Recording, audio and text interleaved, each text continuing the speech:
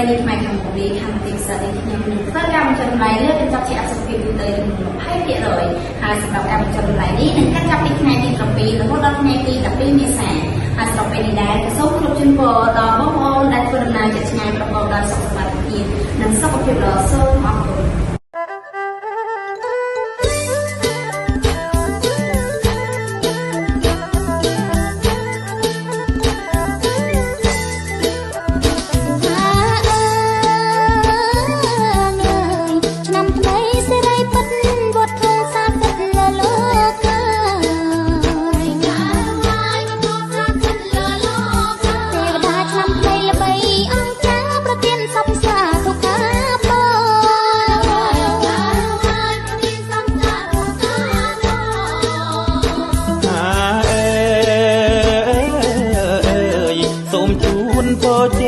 សេងរីសួស្ដីជោគជ័យល្អសម្រាប់បំផុតនៅពុទ្ធបរិទ្ធីបវរសេរីសួ